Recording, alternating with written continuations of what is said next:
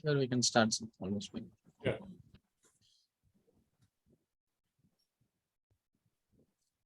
Good evening to all the members who have joined for this virtual program on the topic of arrest under Companies Act 2013. To address this topic, members, we have invited a chartered accountant, an author, and a speaker who has very rich knowledge and experience under Companies Act, CA Kamal Garg, sir, from Delhi. Welcome to you, sir. Thank you, sir. Thank you, sir. Friends, before I request CA Kamal Garg, sir, to address the members on this topic, it's my privilege to introduce CA Kamal Garg. He's a fellow member of the Institute and is also a first-class graduate from Deen Dayal Upadhyay College, University of Delhi. He's a qualified CA with a post-qualified courses of DISA and also a newly started course called BRSR. Basically, it's a sustainability reporting program started by the Institute, and is also an insolvency professional. He was a member of Board of Studies of ICAI and a special invitee for Accounting Standard Board for various terms, and Financial Review Reporting Board for 2020-21, and India's Implementation Committee again for a number of terms. He was nominated as special invitee, a member by the Committee of Banking, Insurance and Pension of the Institute.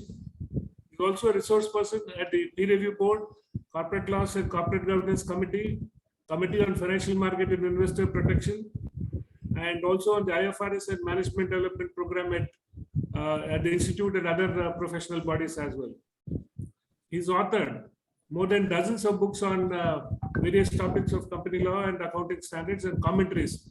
And to name a few, IFRS and India's Concept and Application, COVID-19 Guide to Financial Reporting and Audit, Concise Commentary on Companies Act, Company Resolutions, Notice, Meetings and Minutes, Insolvency and Bankruptcy Code, a Ready Reckoner, which are all published by renowned publishers such as Walters and Bharat Law House.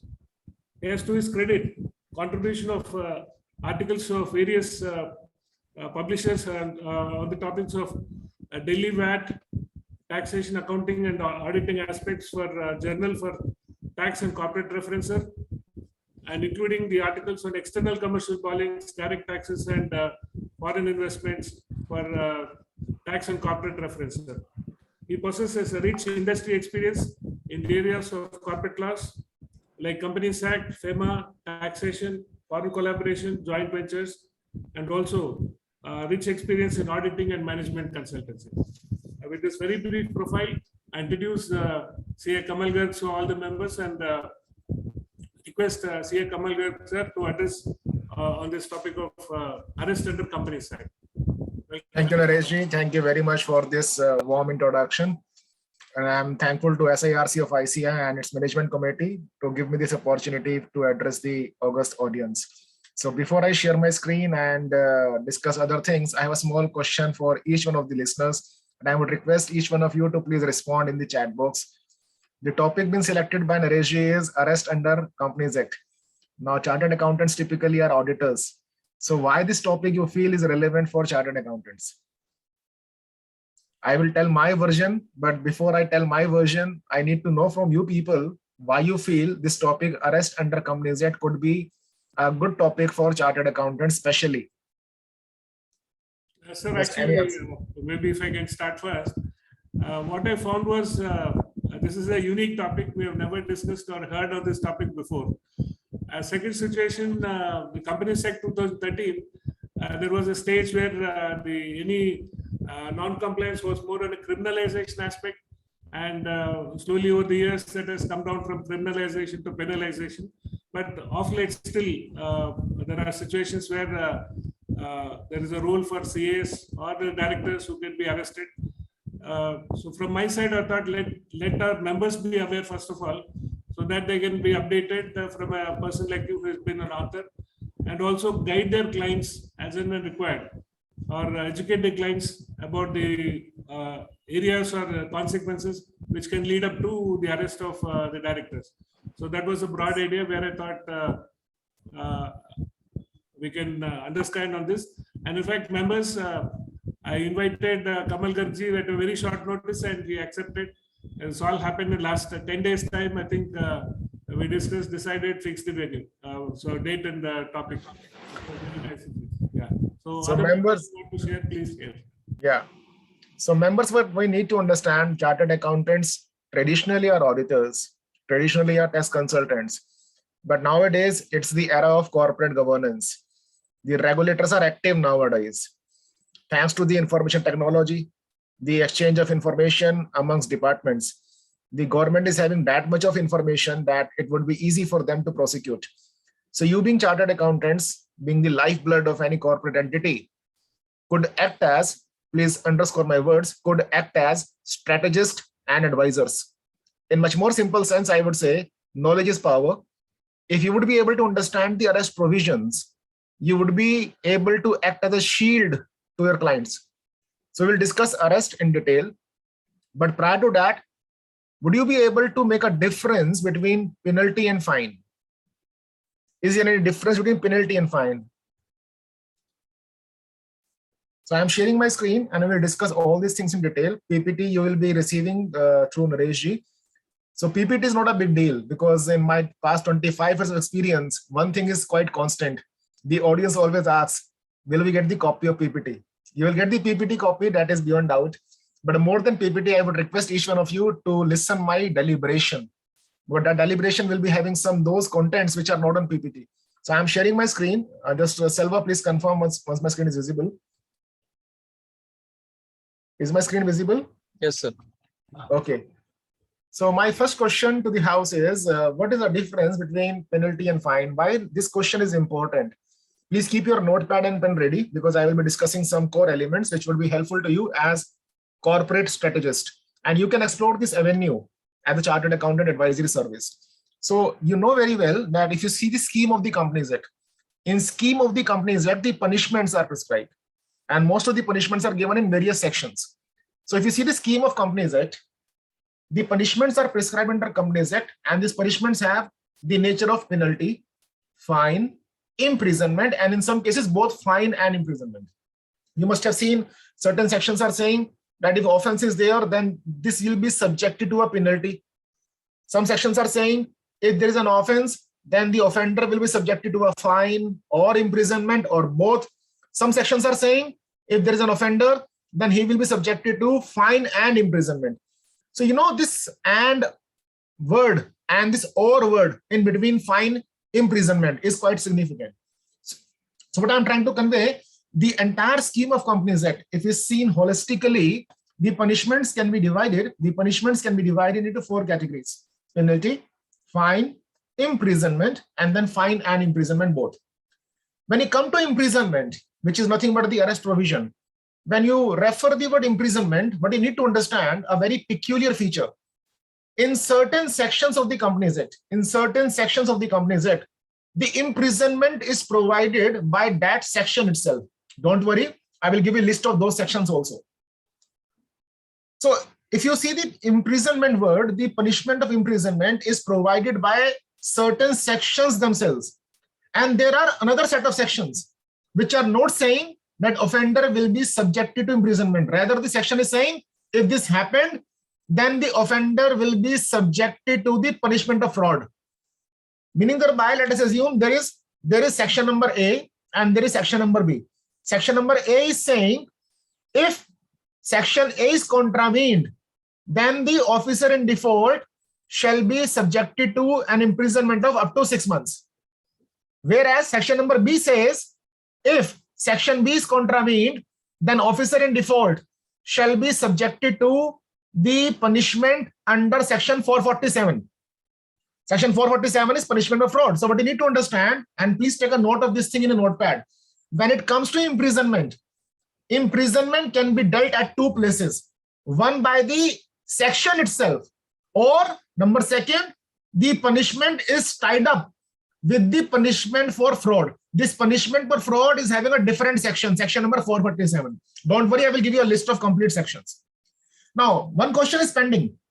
The question pending is difference between penalty and fine. Only when you would be able to understand penalty and fine difference, then only we would be able to travel to understand the imprisonment scenarios. So what is the difference between penalty and fine? Please understand and please take a note.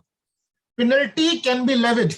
Penalty can be levied by adjudication officer under Companies Act. I repeat, penalty can be levied by adjudication officer under Companies Act. Who is this adjudication officer?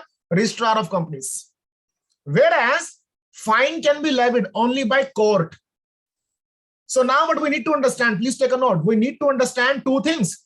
Who is adjudication officer and what is the process of adjudication? And second is, what is the meaning of court and what is the process of adjudication of fine by the court? Because along with the fine, imprisonment could follow. So what we need to understand, fine and then the imprisonment. So first we will understand a penalty. So I told you penalty can be levied by whom? Penalty can be levied only by the adjudication officer. Where it is being provided? It is being provided in the Companies Act by virtue of section number 454 of Companies Act. You can take a note. Section number 454 of Companies Act. And I must tell you, each of the chartered accountant who is listening to me, there is a great scope. There is a great opportunity in managing the cases of adjudication of penalties, section 454, because chartered accountants can appear as authorized representative before ROC. So section 454 cases can be represented by the chartered accountants. So let us understand in very brief scenario what section 454 is all about. So for this purpose, we need to understand the topic of adjudication of penalty. I told you we will move in this segment penalty, then fine and imprisonment. So what section 454 says? Be very careful what I'm saying over here. So the law says punishment of fine and imprisonment can be imposed only by court. I told you this thing. Fine can be imposed by the court. However, in Companies Act, provisions are there for imposing penalty. Where these provisions are contained? These provisions are contained under section number 454, subsection 1. Section number 454, subsection 1 says, penalty can be adjudicated by ROC. This ROC is popularly called as adjudication officer when it comes to section number 454. So penalty can be adjudicated by ROC, that is Registrar of Companies, who is being designated as one of the adjudicating officer. Section 454 was amended with retrospective effect from 2nd November 2018. And what are the powers of adjudication officer? The Amendment Act 2019 has bestowed certain powers on adjudication officer. What are these powers? Adjudication officer can exercise these two powers, power number 1 and power number 2, by passing an order. So ROC will pass an order, number 1 step. After passing this order, ROC will have these two powers. Now be very careful. What are these two powers? Power number 1. Power number 1. Impose the penalty. Please focus the words. The word is penalty, not fine. Why? Because fine is imposable by whom? By the court. So ROC is not empowered to levy fine. ROC is not empowered to give you imprisonment. Who is empowered to give you imprisonment? Only the court. Now the question arises, if Companies Act is having the provisions to give the punishment of imprisonment and ROC has no powers to arrest you, then how it will be taken care of? For this purpose, we will refer different sections altogether. But for the timing, I am discussing penalty. So first power is ROC, being the adjudication officer, has the powers to impose penalty on the company or officer who is in default or any other person. Please focus on these words. Any other person for non-compliance, if any, or default under this act. This act means Companies Act. So power number one is ROC can impose penalty. And what are the caveats? The caveat is this penalty can be levied by ROC only by passing an order. And number third thing is that this power can be exercised only against the company or the officer who is in default or any other person who is a defaulting person. Question for the people is, please keep on thinking whether these words any other person will include auditor of the company or not. Whether these words any other person will include auditor of the company or not. That is the question for which we will do a case study also. Number second power. Adjudication officer by passing an order, power number second, can direct such company or officer who is in default or any other person, as the case may be, to rectify the default wherever he considers fit. So what ROC can say? ROC can say that this default is not of a grave nature. So I'm not levying a penalty upon you, but only condition is rectify this default. So say, for example, some clerical error is there. And that clerical error has taken place when you were uploading some documents on the MCA portal. ROC may say, I'm not levying a penalty because this is not a very grave error, but please rectify this default.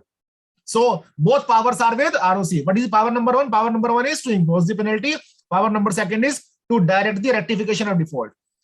Now, before exercising these powers and issuing the order for this purpose, show cause notice is required. That means the ROC will provide you opportunity of being heard. Section 454 subsection 4 says, show cause notice is required before imposing any penalty.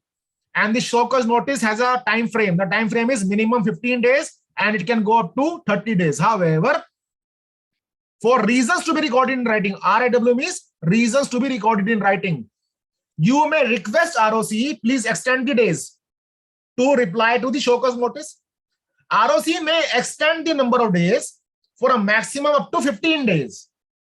But for this purpose, he needs to record the reasons in writing. So for the reasons to be recorded in writing, ROC on your request can extend the number of days beyond 30 days, but up to 15 days. So overall ceiling is 45 days. So this is not that much important because it is a kind of procedural requirement. Now, as far as chartered accountants are concerned, the opportunity is to represent your client before the adjudication officer so that the amount of penalty can be mellowed down, or he can be represented. That means your client can be represented, whereby the ROC can be convinced that the offense is not of a serious nature, and hence, instead of leaving the penalty, we should be given the opportunity to rectify the default. Please understand. Please understand. ROC can adjudicate penalty only under this Companies Act. So ROC has no powers to adjudicate the penalty under any other lawful timing in force. Now, one question is pending. The question is, three expressions are used over here. Penalty can be imposed on the company, or officer in default, or any other person. So I asked you a question, whether any other person will include auditors of the company or not. Any answer? Please don't search on Google or don't refer my previous webinars to get the answer. So any answer from the audience side, whether the words any other person can include auditors. To understand this thing, let us have this case study. So this case study is, Mr. X is the auditor of RST Private Limited. He resigned from the auditorship but failed to intimate the registrar of companies. Now the question arises for the house. The question is, can penalty be levied upon him under section 140 of the Companies Act, because he is neither the officer of the company and nor the KMP of the company. So section 140 gives the penalty. If auditor has failed to intimate the ROC regarding his resignation, he can put the penalty. The question arises, can ROC levy penalty on the auditor because he is neither the officer of the company nor the KMP of the company? So first ask yourself whether Mr. X, the auditor of RST Private Limited, is getting covered in any of these three personalities: company, officer in default, or any other person. Is he getting covered? Answer is yes. Auditor is getting covered in the expression any other person. So question arises, can auditor be subjected to penalty by ROC? Answer is yes, because he's covered by any other person. Section 454 says so. Now, the answer is section 140 subsection 2 requires auditors to intimate ROC about the resignation.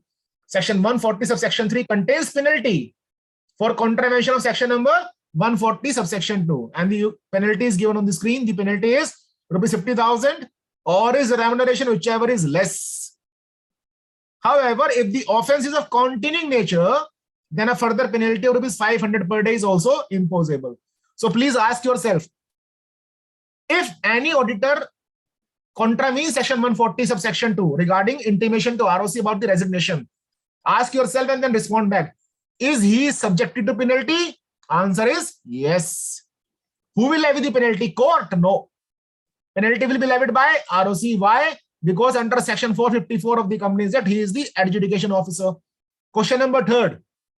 Can ROC on your application consider your request that instead of levying a penalty, he may allow you to rectify the default. Answer again is yes. But that is the sole discretion of ROC. And it all depends upon how strong is your representation. Am I clear? Nareshji, any other question on this very front? It's clear, sir. So what you need to remember? Any members, any queries, please type it in Q&A. So this topic is rightly chosen by SIRC because auditors should be aware of this fact that even they can be adjudicated for any of the offense they committed in their capacity as auditor. Let me ask you one more question. Please try to answer this question in the chat box or maybe any other mode which you can. Say, for example, Mr. X is there and Mr. X is auditor of RST Private Limited. He already is having audits of 20 companies. He already is having audits of 20 companies. So can he undertake 21st audit of RST Private Limited? Answer is no. Unless and until RST Private Limited is a small company, he is not allowed to undertake the audit of RST Private Limited. But what happened? He undertook the audit of RST Private Limited despite being disqualified. Question arises, whether penalty upon him is leviable? Answer is yes. You can take a note under section 147 of Companies Act. If default is made in complying with section 139 regarding the appointment of auditors, prescribed penalties are leviable. So question arises, if the auditor is disqualified and he has accepted the appointment, he is guilty of an offense. Who will levy the penalty? Court? No. ROC will levy the penalty. And how the penalty will be levied? The procedure is given by section number 454. Am I clear? Question number third for you. Question number third is, you issued the audit report, but you failed to examine the compliance of accounting standards by the company. Whether penalty is leviable on auditors under Companies Act? Answer is yes. Who will levy the penalty? Court? No. ROC will levy the penalty. Am I clear? So my main agenda over here is, let me summarize this scenario. Agenda number 1, penalty needs to be distinguished from fine. Agenda number 2, penalty is leviable by adjudication officer, which is nothing but ROC, whereas fine is imposable by the court. How the process will go for court, we'll see separately. Number 3, under section 454 of the Companies Act, ROC is considered as adjudication officer and he can levy penalty on 3 personalities: company, officer in default, or any other person. The expression any other person, agenda number 4, the expression any other person will include auditors of the company also. So not only KMP officers are covered who are subjected to penalty, but auditors are also covered. Having said that, let us move to the next leg of discussion. Let us understand what are the various penalties, prominent penalties. So many penalties are there, but I'm touching upon the prominent penalties which you come across on daily basis. So now what is the agenda? Prominent penalties. Why we are discussing this thing? Because these are the offenses which are subjected to penalty and hence they will not go to the court. Rather, they will remain with the ROC because ROC has the powers to levy penalties for these offenses. Just see very carefully. Number 1, default in complying with provisions relating to intimation and display of registered office of the company and display of the name of the company. So SIN of the company, name board of the company is not properly displayed and intimated. It's a contravention of section number 12. And under section number 12, company and every officer in default shall be liable to a penalty of ₹1,000 for every day during which the default continues, but not exceeding ₹1 lakh. Similarly, we have another penalty, default in sending copies of memorandum and articles to a member within 7 days of request and payment of fees. So say, for example, I am the member of RST Private Limited. I requested the company, please provide me a copy of memorandum and articles. And I paid the requisite fees also. But however, what happened? The company failed in providing me the copies of memorandum and articles. So what will happen? Penalty is leviable. And what is the quantum? Company and every officer in default shall be liable to a penalty of ₹1,000 for each day during which such default continues, or ₹1 lakh, whichever is less. Not refunding allotment money within 30 days if minimum subscription is not received, and not filing return of allotment within 30 days. So shares are allotted, but the company failed in filing return of allotment within 30 days. What will happen? It is an offense.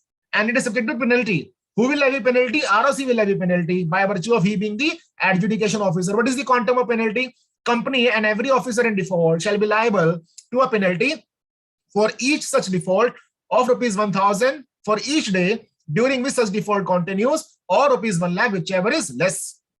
Now, private placement of securities. So a complete provision is there in section 42 regarding private placement of securities. For example, if you are going for private placement of securities, the money for such securities shall be received only through banking channels, but the money was given in cash.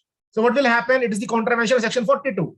In such a case, you will see the penalties leviable on company. Be careful, it's promoters. So promoters are also covered. Its promoters and directors shall be liable for a penalty which may extend to amount raised through private placement or rupees 2 crores, whichever is lower.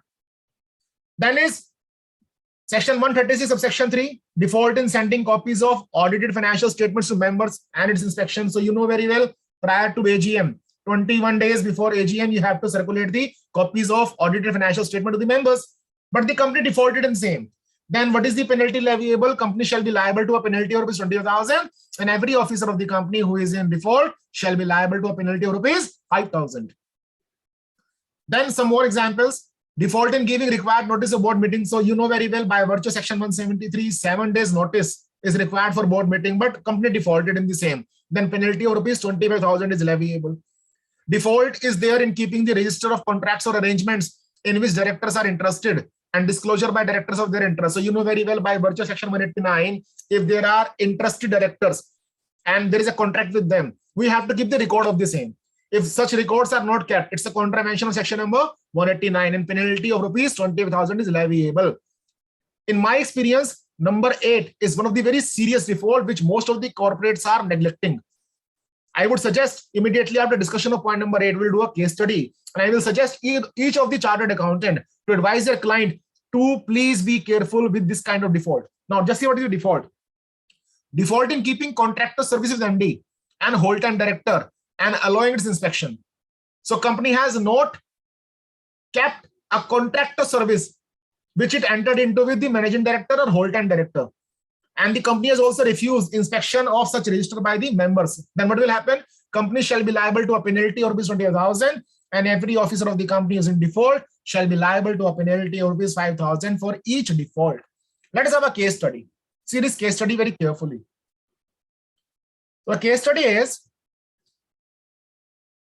Measures XYZ Private Limited is a family-owned company. Mr. X, Mr. Y, and Mr. Z are brothers and directors in the company. The company appointed Mr. Y as its whole-time director by passing a board resolution. The letter of appointment was not issued, even was not prepared. And let us understand and accept this is the ground reality. Generally, in family-owned companies, this kind of scenario is there. In other words, the company is not having any documents other than the board resolution for appointment of full-time director. So normally what people will do, they will submit before you DIR 12 and they will submit before you the copy of board resolution. So question arises, whether any penalty is leviable under Companies Act 2013. Yes, any answer from the audience?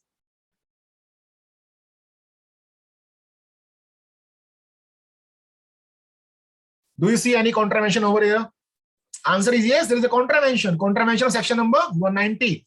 Just see section 1 number 190 once again. Default in keeping contractor service with MD and whole-time director. So question arises, whether this board resolution is a contract. Answer is no. Board resolution is not a contract. And that's why penalty under section 190 could be levied by whom? By ROC. But yes, quite obviously, which I covered already, this penalty will be leviable only after providing you opportunity of being heard.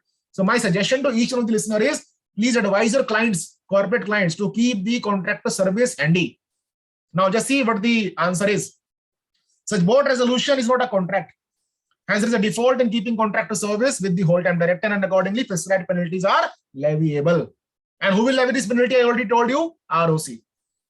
I believe this point is clear to each one of you. Now, if this point is clear, now question arises. Just see very carefully. I told you in the very inception, there are certain sections in the Companies Act which provide for punishment for offenses as follows: fine or imprisonment or both. Now, when it comes to imprisonment, and fine. I told you this fine or imprisonment can be imposed by whom? By the court only. Question arises, who will approach the court? Whether ROC should approach the police officer for lodging FIR first, and then such police officer should file charge sheet before the court so that imprisonment and fine could be imposed. Any answer? Penalty topic is over. A small topic is left, continuing offense, which I will touch separately. So I believe each one of you have understood the concept of penalty. Now coming to the theme of topic, arrest. Question arises, many section says will be subjected to fine or imprisonment or both. I told in the very beginning that fine or imprisonment could be imposed by whom? By the court. Question arises, who will approach the court? ROC will approach the court, or ROC will first go to the jurisdictional police station, file the FIR, then police wala will do the investigation, and then charge sheet will be filed before the court. How the process will follow? Any answer? Naresh, any answer from your side? He will not go to police station, sir. I think he has authority to file it with court directly. Yes. So there is an answer from Raju Khatriji also. ROC to court directly. Yes. So ROC will approach to the court directly. Now the question arises, please don't search on Google. Question arises, who will approach the court? Only the aggrieved person. So question arises whether ROC is aggrieved person. So if we have contravened any provision of the Companies Act, which is entailing the punishment of fine or imprisonment or both, whether ROC is aggrieved person. Answer is yes. Answer is yes.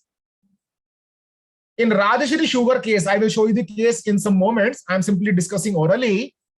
It was upheld. Contravention of the Companies Act makes ROC as the aggrieved person. Why this aggrieved person is important? This aggrieved person is important for a big reason. The big reason is limitation, time barred cases. So we'll discuss now in detail. I believe the theme is clear. ROC need not go to the police station. So now what do we have to discuss?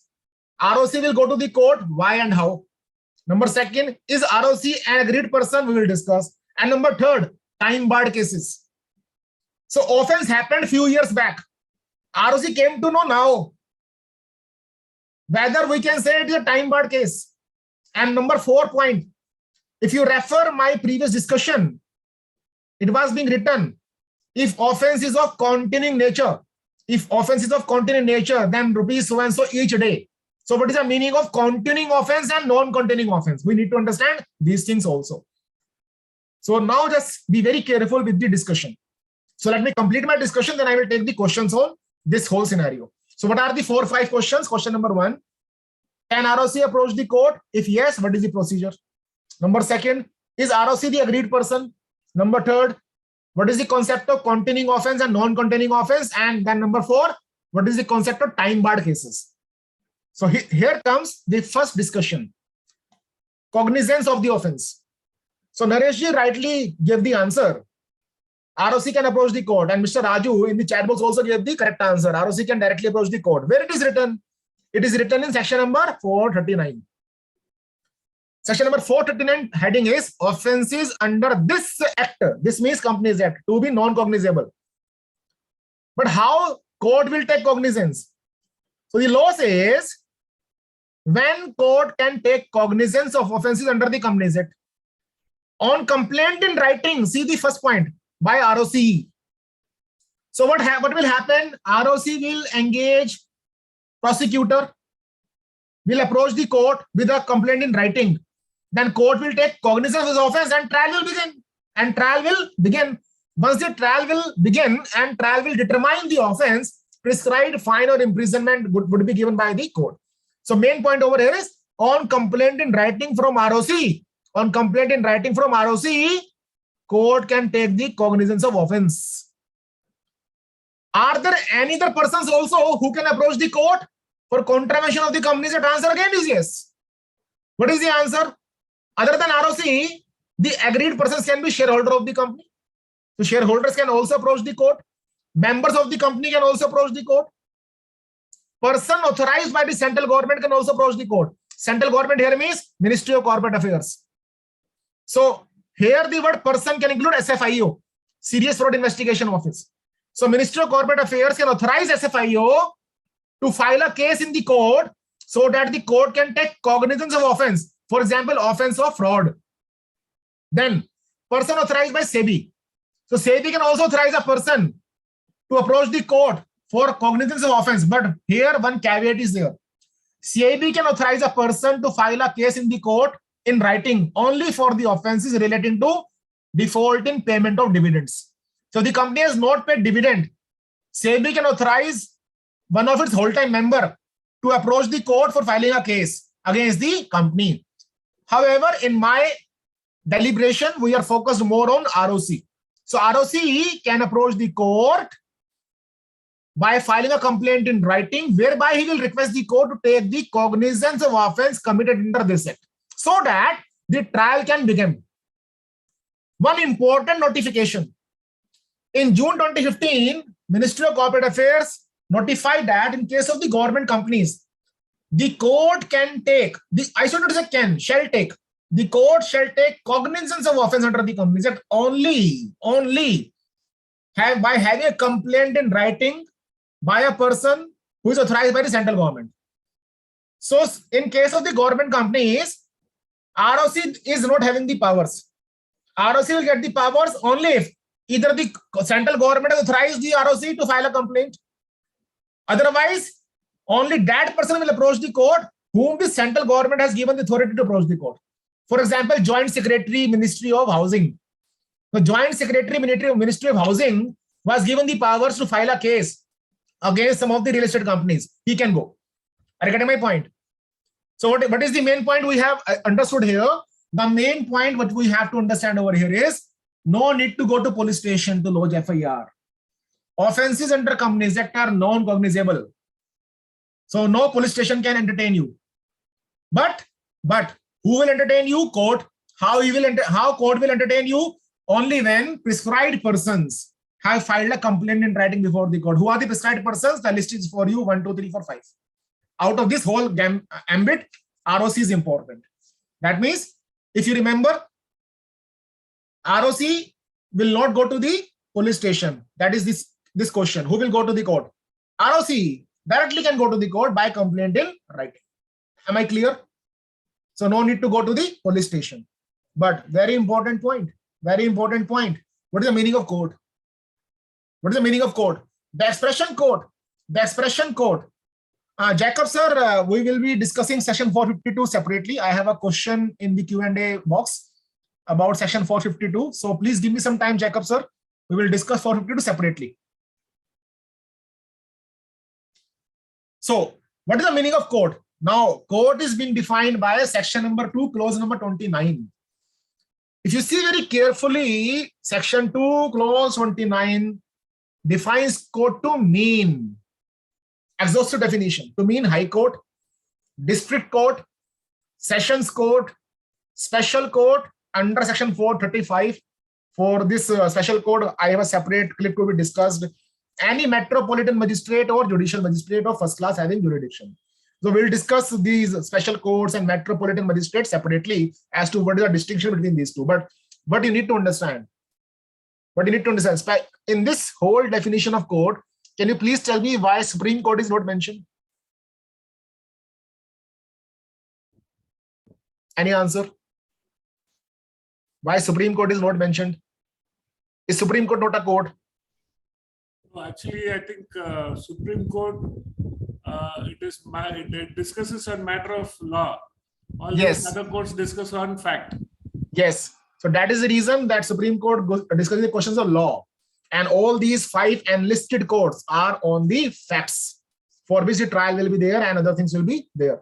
So now, what you need to understand, again, I'm repeating. Number 1, ROC will approach the court for the offenses committed under the Companies Act. Number 2, how he will approach? He will approach by a complaint in writing. Number 3, once his complaint is accepted by the court, trial will begin. And number 4, once the trial will be concluded, it will be a decisive scenario whether the person was guilty of offense or not, and accordingly the court will impose fine or imprisonment or Both as the case may be. Number 5, who is court? High Court, District Court, Sessions Court, Special Court, Metropolitan Magistrate, Judicial Magistrate, as the case may be. Shall I proceed? Okay. Now, typical things. Please keep your notepad and pen ready. Typical things are time bar scenario. I must say out of my experience, although most of the seniors are also listening me, I must say out of my experience, majority of the cases you will find have no merits because they are time barred. So what happened practically, out of panic, we don't see whether the case is time barred or not.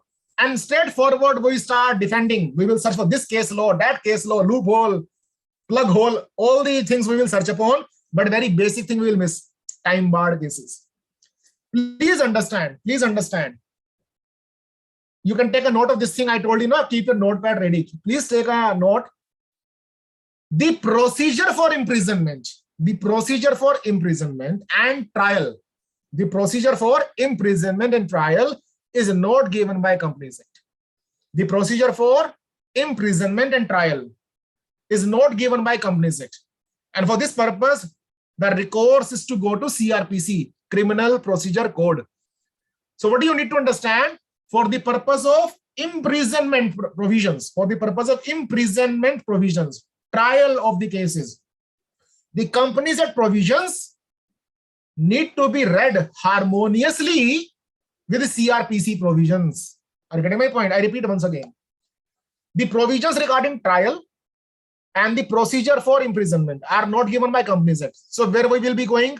We will take the help of CRPC law, Criminal Procedure Code. And for this purpose, the points are before you. First of all, containing offense. Section 472 CRPC. Section 472 CRPC says the offense continues till the provisions are complied with and fresh period of limitation begins. This line is very important. Fresh period of limitation begins to run every moment of time. Fresh period of limitation begins to run every moment of time during which such offense continues. Hence, the question of limitation does not arise till the offense continues. Then we have section number 468 of CRPC, which provides the limitation period. What is the limitation period? As per section 468 CRPC, limitation is 6 months if offense is punishable only with fine. Limitation is 1 year if offense is punishable with imprisonment not exceeding 1 year. Limitation is 3 years if offense is punishable with imprisonment exceeding 1 year. I repeat once again. If offense is punishable only with fine, limitation is 6 months. If offense is punishable with imprisonment of less than 1 year, then limitation is 1 year. Whereas if the offense is punishable with imprisonment exceeding 1 year, limitation is 3 years. Having said that, CRPC section 469 further says, commencement of limitation period will begin when? So section 469, I have not written section over here. Please take a note of this section, section number 469. Section number 469 CRPC states that the period of limitation in relation to an offender, shall commence on the date of offense itself. So that 3 year period, 1 year period, as the case may be, this means 3 year, 1 year, 6 months. This period of limitation will commence on the date of offense itself. Number second, where the commission of offense was not known to the person aggrieved. See these words, person aggrieved. Where the commission of offense was not known to the person aggrieved by the offense or to any police officer, the first day on which such offense comes to the knowledge of such person or to the police officer, whichever is earlier. So if person aggrieved was not aware of the offense, then the limitation period will begin from the first day on which such person became the person having knowledge of such offense. And thirdly, where it is not known by whom the offense was committed. So the offender was not known. Then the period of limitation shall commence on the first day on which the identity of the offender is known to the person aggrieved by such offense or to the police officer making investigation into the offense, whichever is earlier. So very harsh provision. So I asked you whether person agreed will include ROC or not, because police officers are outside company law. Na? So because police officers are outside the Companies Act, the question arises, I am concerned only with the person aggrieved. So question is there, whether person agreed will include ROC or not. Answer is yes. The Supreme Court in the case of Rajeshri Sugar held that ROC is a person aggrieved within the meaning of section 469 of CRPC, and hence he can file a case within the time limit specified in section 468 of CRPC after offense came to his knowledge. Am I clear? Regarding this point very clearly. So this is the scenario where Companies Act provisions are moving in harmony with CRPC. Police officers have nothing to do. So limitation will be counted, yes. Limitation will be counted, time bar scenario will be counted as per CRPC. But who will count? Not the police officer, but the ROC. Why? Because Supreme Court in Rajeshri Sugar case held that ROC is the agreed person for the purpose of filing a case or a complaint with the court. What is court? Court, I told you earlier, section number 2, clause number 29 definition. Now, with this small understanding, please see this decided case law. If I give the background, let me make the screen blank. To give the background so that the case could be easy for you, one of the company failed in filing the financial statements. And then ROC wanted to take some action. But the time period condonation for limitation was also applied for. Then what happened? Just see. So what is the scenario? If I say single sentence scenario is ROC is aggrieved because the company failed in filing financial statements. So when company fails in filing financial statements, section number 129 is contravened.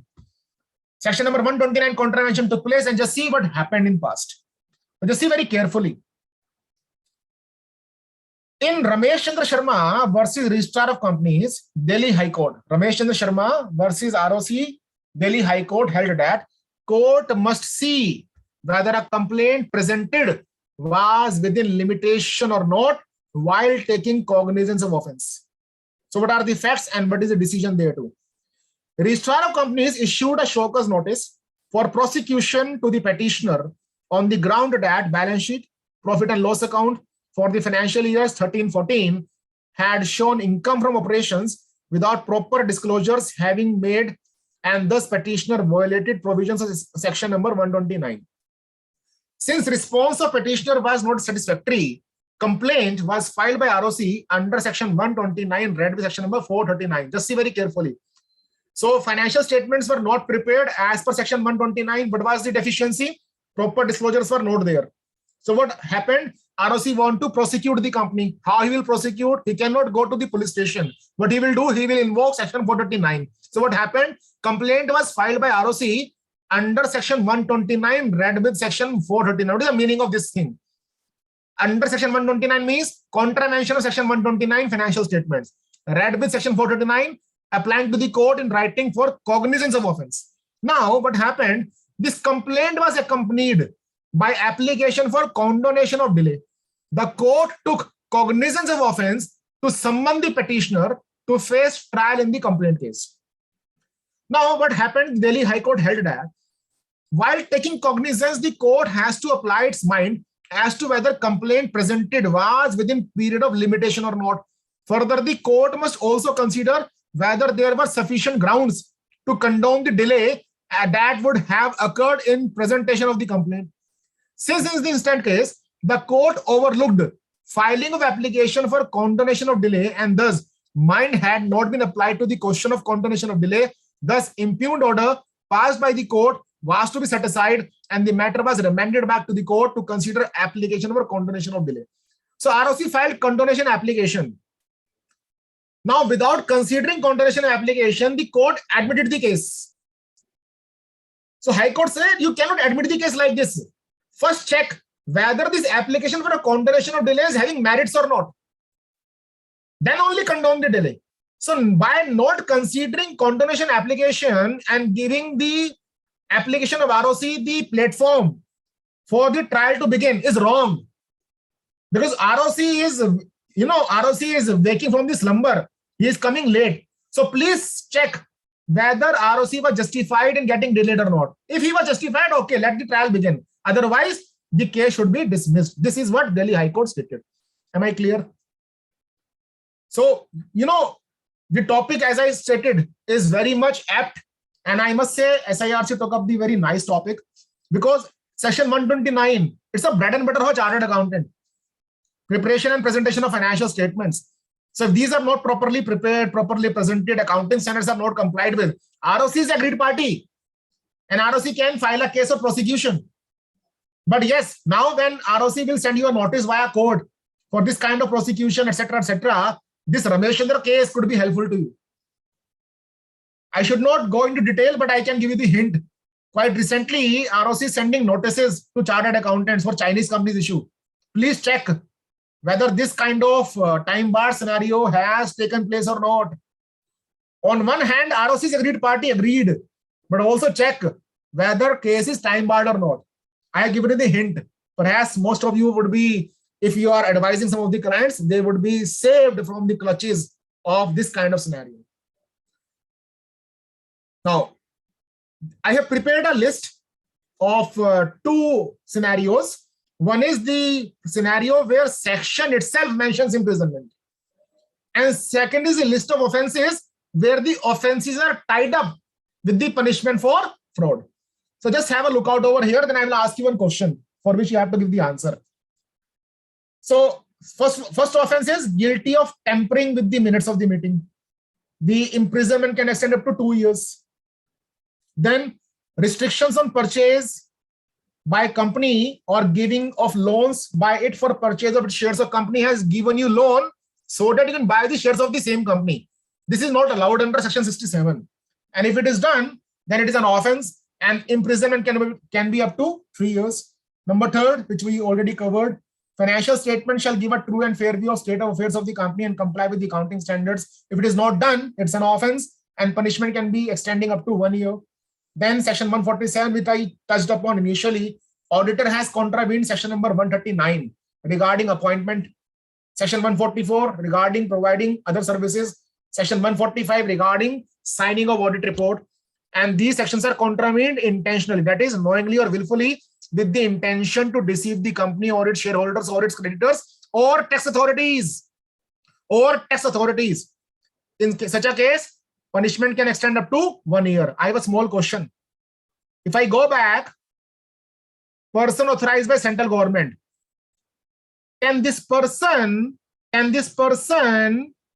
be income tax department who can file a case against the auditor of the company because he filed the financial statements with the objective of defrauding the creditors or the tax authorities? Can this person authorized by central government be income tax department? Please try to answer by reading this point number 4. Tax authorities, yes or no? So you prepared the audit report and the intention was to hide or conceal some information so that the tax authorities can be duped. Can tax authorities be agreed persons for the purpose of section 439? Answer is yes. And on approval given by central government, even the tax authorities can approach the court. Court means the court under section 2 clause 29 for cognizance of offense against whom? Against the auditor. And the punishment here is it can extend to 1 year. Intercorporate loans and investments have been given in contravention of section 186. The punishment can extend up to 2 years.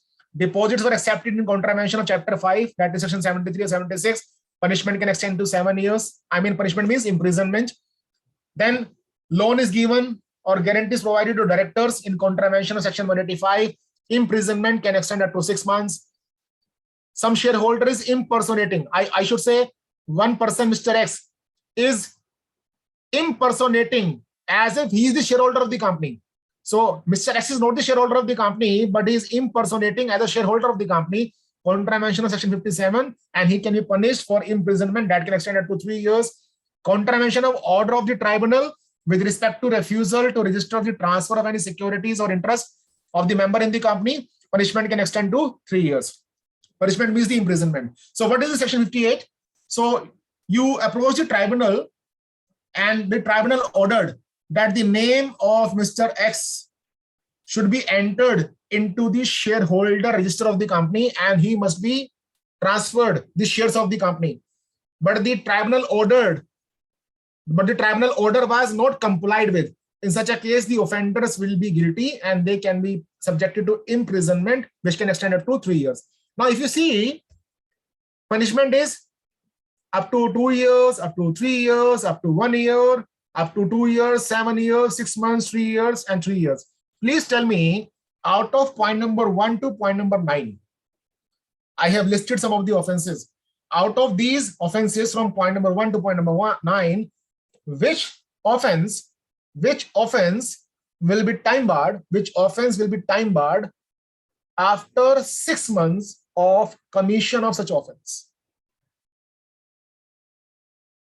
Is any answer? Out of these 9 offenses, which offense will be time barred after 6 months? It is number 7. It is number 7 because the period of imprisonment is up to 6 months. Just see here. I'm going back once again for your sake. Limitation is 6 months if offense is punishable only with fine. So now check whether your answer is correct. Please understand, 6 months limitation is only when the offense is punishable only with fine. But here, offense is punishable with imprisonment, which can extend to 6 months. So because the offense is punishable with imprisonment up to 6 months, the limitation period is not 6 months. The limitation period is 1 year. Are you getting my point? That's why I asked you this question. Most people are confused here also. This 6 months will come in only when fine is there. But the very moment imprisonment comes in, we have to divide the imprisonment in between not exceeding 1 year and exceeding 1 year. In my example, which you gave as point number 7, since the imprisonment is not exceeding 1 year, limitation of 1 year will be applicable. I believe this understanding is known to each one of you now. So Avinash and Yogesh, am I clear? So limitation here is 1 year. So you gave the answer number 7 point. Number 7 point is wrong answer. There is no such offense in my list. There is no such offense in my list where imprisonment limitation period is 6 months. It is either the 1 year or 3 years as the case may be. Am I clear? Nareshji, am I clear? Yes, sir, very clear. Okay. After a long time, I'm feeling that I'm teaching LLB students. Now, I just covered the punishments of imprisonment which are given by the sections themselves. The second set of imprisonment is those offenses which are tied up with the punishment for fraud. Section number 447. So let us have a look on those lists also. So I will come to that list first, then I will come to section 447. Just see the list first of all, then I will go back. So certain offenses are there which are tied up with the punishment for fraud. For example, furnishing any false or incorrect particulars of any information or suppressing any material information with respect to registration of the company. So you are incorporating a new company. While incorporating the new company, you have to submit some information with the registrar of companies. But what happened? You gave incorrect particulars or you suppress some material information. If this happens, then you will be guilty of fraud. And prescribed punishment under section 447 will be given to you. Now, what is that punishment? We'll discuss separately. Then certain misstatements are made in prospectus for which you will be criminally liable, section 34. You are fraudulently inducing persons to invest money in the company, criminal liability under section 447. So this is given by section 36. Personation and a shareholder for acquisition of securities, deposits accepted in contravention of section 73 or 76, knowingly or willfully with intention to deceive the company, its shareholders, depositors, or creditors or tax authorities, issue of duplicate certificate of shares with the intent to defraud, depository or depository participant with an intention to defraud a person has transferred the shares, furnishing any false or incorrect information or knowingly suppressing any material information with respect to registration of charges, concealing, misrepresenting information with respect to reduction of capital. So these are some common points whereby the punishment of imprisonment is there, but that punishment of imprisonment shall be given in the manner which is given by section number 447. So I'm moving back to make people understand what section 447 says. Just see very carefully. Punishment for fraud, section number 447. Section 447 was amended also. And after amendment, section 447 says, without prejudice to any liability, including repayment of any debt under this act or any other law for the timing in force. So meaning thereby, even if section 447 punishment is given to you, even if section 447 punishment is given to you, that doesn't mean that you will be relieved, from any liability arising under this act or any other law for the timing in force. So other liabilities under other laws will still survive. Now, what is the punishment? Any person who is found to be guilty of fraud. Just see the word, who is found to be guilty. Who is found to be guilty of fraud. Why these words are used? It means that a blame will not make you guilty. A blame will not make you guilty. You are only an accused. Are you getting my point? Distinction is there between accused and guilty. So ROC filed a complaint against you in the court. You are accused, but only after trial judgment you will be guilty or not guilty. So what the law says, any person who is found guilty of fraud involving an amount of at least rupees 10 lakhs or 1% of turnover of the company which is lower shall be punishable with imprisonment of at least 6 months, but it can go up to 10 years and fine for at least an amount involved in the fraud, but can go up to 3 times the amount involved in the fraud. Wherever it is written, it is also stated that fraud in the question involves public interest. So because of your offense, there is a public injury. Public interest is prejudiced. Then imprisonment shall be minimum for 3 years. So whenever public interest is damaged, in that very case, the court will give you imprisonment, and that imprisonment shall be of at least 3 years. Please focus on the word and. The word and here means the court has no other option. No discretion is there. The court has no option, no discretion. Wherever you are given imprisonment, the fine will also be imposed upon you. However, discretion lies in between 6 months to 10 years and in between the range of fines. Are you getting my point? The law further says, where the fraud involves an amount less than rupees 10 lakhs or 1% of turnover of the company, whichever is lower, and does not involve public interest. So this amount is there. But public interest is absent. Then any person guilty of such fraud shall be punishable with imprisonment for a term which may extend to 5 years or with a fine which may extend to rupees 5 lakhs or both. So what I'm trying to convey, there are many sections which are tied up with the punishment of fraud. So whenever the punishment of fraud is inculcated, always please check whether such an offense is damaging public interest or not. If public interest is damaged, then minimum imprisonment of 3 years is by default given by the court. With this background, let us have this case study. Sorry, no case study, the definition of fraud. Then after this definition, we'll go to the case study. Now the word fraud is defined by explanation below section 447. Explanation below section 447 defines fraud in this manner. Fraud in relation to affairs of a company. Fraud in relation to affairs of a company or a body corporate includes any act, omission, concealment of any fact, abuse of position committed by any person or any other person with the connivance in any manner, with the intent to deceive, to gain undue advantage from, or to injure the interest of the company or its shareholders or its creditors. Now be careful, or any other person, whether or not there is any wrongful gain or loss. So what the law says, your action will be considered as fraud, irrespective of any wrongful gain or wrongful loss took place or not. So fraud is decisive on the basis of your intention and action. I repeat, fraud is decisive on the basis of your intention and action. Now, what is wrongful gain? What is wrongful loss? That is immaterial. It may or it may not happen.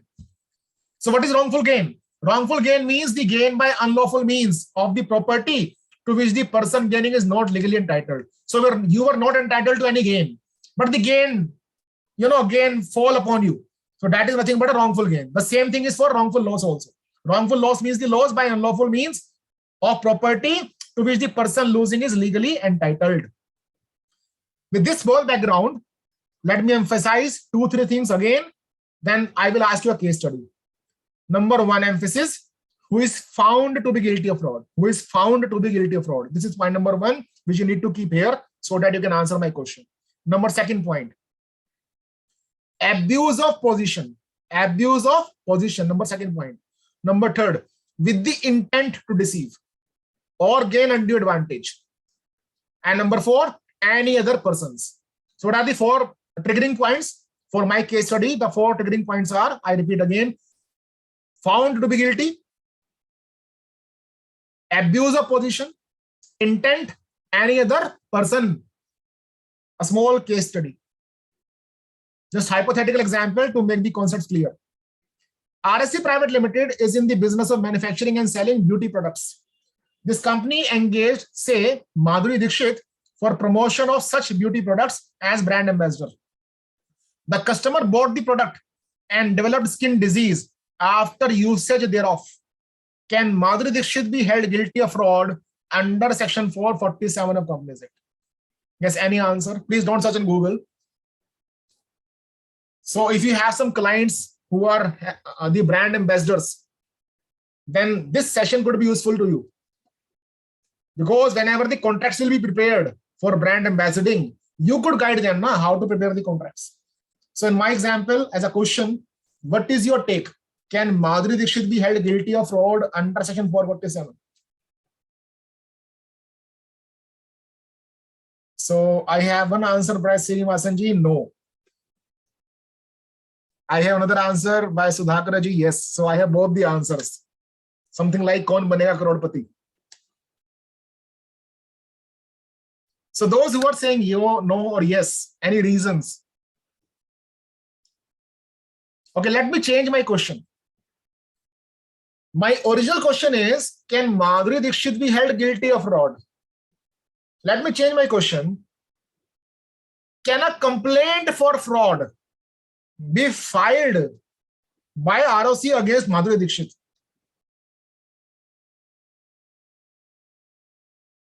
So 2 things are different, no?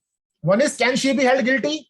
And second question is, can ROC file a complaint against her for fraud? Please understand, I covered this thing already. Whether she is guilty or not, who will assess? Court will assess. So ROC can file a complaint against her for abusing her position,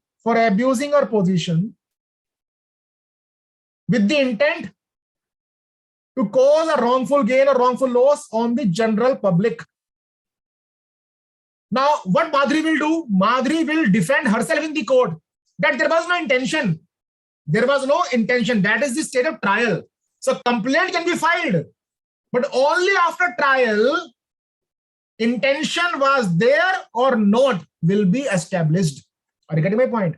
So ROC can always file a complaint. It is a trial in the court only that will come to a conclusion whether there was the intention to deceive or not. So what is the remedy? So let us assume you are the legal consultant as a chartered accountant of Madhuri Dixit. What is the remedy? What you will advise her? How she can save herself? Apply for anticipatory bail. Apply for anticipatory bail. You cannot apply, please forgive me, because trial has to be there. So this is the thing. Just see the answer. ROC may file complaint under Section 439 for cognizance of offense of fraud. Then afterwards, trial will begin and the court will decide whether she was guilty of fraud or not. So it is the court only who has the right to decide. So what is tip? As a chartered accountant, you can advise to apply for anticipatory bail. For this purpose, you have to refer Section 438 and 439 of CRPC, primarily section number 438. Am I clear? Nareshji, clear? Or all clear? Clear. Okay. Now, I covered this list already. So let me give a small recap. When we discuss about imprisonment, recap number 1. Imprisonment can be given only by the court. Who will approach the court? Number 2nd question. Who will approach the court? Only the aggrieved person can approach the court. Number third question, who can be the aggrieved person? Aggrieved person can be ROC, shareholders of the company, members of the company, persons authorized by the central government. For example, it can include SFIO or even income tax department in certain cases. And number four, who can be the aggrieved person? Persons authorized by SEBI, only for dividend default. In case of government company, any person authorized by central government can only be the agreed person. Can ROC be the agreed person? Answer is yes. ROC is the agreed person as was held by Supreme Court in year 2000 in the case of Rajshri Sugar. Then what is the other recap? The recap is we need to make a distinction between the person accused and person guilty. Immediately in filing of complaint, you are the accused person. Only after trial, it will be a conclusion whether you are held guilty or not. Am I clear? The last discussion of this recap is the last discussion of not of the session of the recap. The last discussion of the recap is when we say imprisonment, certain sections themselves are providing imprisonment and certain sections are saying that the punishment is tied up with the fraud. And in case of punishment for fraud, penalty is there, fine is there along with the imprisonment. And that imprisonment is again dependent upon, the imprisonment for fraud is again dependent upon whether public interest is damaged or public interest is not damaged. If public interest is damaged, then minimum imprisonment of 3 years has to be given by the court. So this is a small recap of whatever we discussed. A small question just to test you whether you are listening me or not. Who can levy fine? Court or ROC?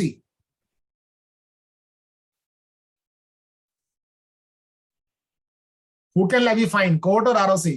A small question to test whether you are listening me or not.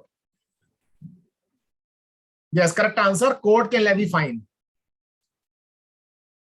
Who can give punishment regarding fine and imprisonment? Court or ROC? Again, the answer is court. What is the difference between penalty and fine? Penalty can be imposed by the adjudication officer, that is ROC, and fine can be imposed by the court. Okay. Thank you very much for the answers. Correct answers are coming up. Okay, let me proceed further. SFIO, a dangerous name. First of all, let me tell you, you being chartered accountants in practice can get yourself empaneled with SFIO for investigation of cases. For this purpose, you have to go to the website sfio.nic.in and see what is the procedure of empanelment. Now, if you wish to get empaneled, you must understand the provisions regarding SFIO also. Small provisions, simple provisions, but I will try to make them a bit technical so that practical understanding can be developed. SFIO is established by virtue of Section 211 of Companies Act, and Section 212 deals with the powers of SFIO. You must be aware, SFIO also has the powers to arrest, and in Companies Act we have Arrest Rules 2017. We will discuss all these things in detail. So what this Section 211 and Section 212 state, SFIO, that is Serious Fraud Investigation Office, shall have a head director, an optimum combination of experts, and all these shall be appointed by the central government. Simple provision.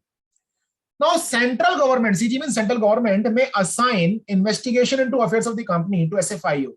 So central government may assign investigation into affairs of the company to SFIO on inspection report given by ROC. So ROC made some inspection report, and ROC was of the opinion that the company needs to investigate it further.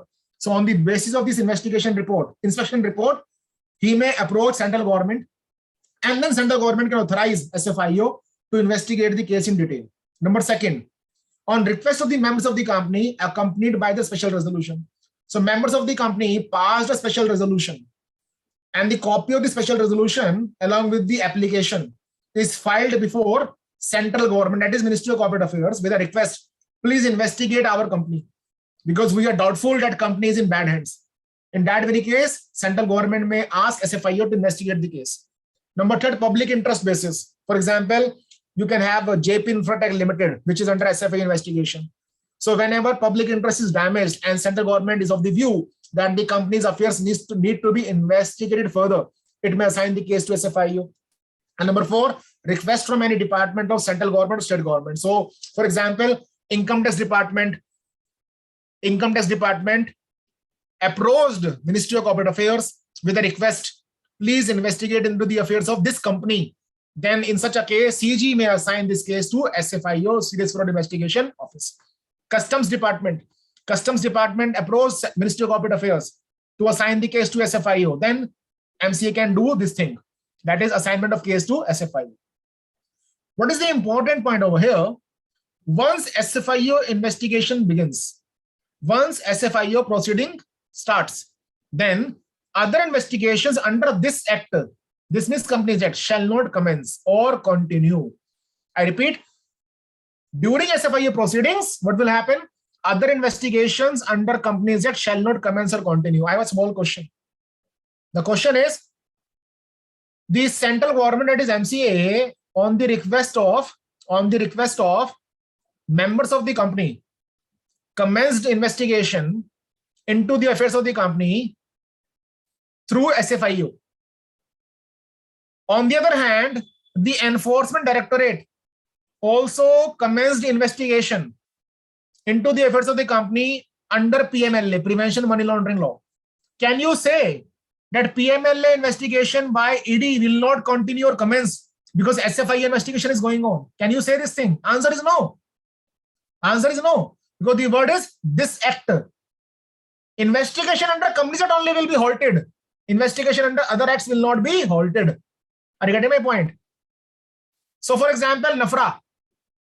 If any company is under NAFRA investigation and SFIO investigation starts, please tell me whether NAFRA investigation will stop or they will go on. It will stop. It will stop. Why? Because of this provision. Am I clear? Next. This bold line is again important. Offense under section 447. What is 447? Punishment for fraud. Punishment for fraud. Offense under section 447 of this act, to be cognizable, an accused person cannot be generally released on bail or bond. What is the meaning of this line? Very dangerous line. Very dangerous line. If you remember section 439, section 439 was saying offenses under this sector are not cognizable unless a complaint in writing is received by the court. This was the scenario. Section 439 was saying no court will take the cognizance of offenses under Companies Act unless a complaint in writing is filed by aggrieved person. But section 212 makes an exemption. I should not say exemption, exception. Section 212 makes an exception. Section 212 subsection 8 says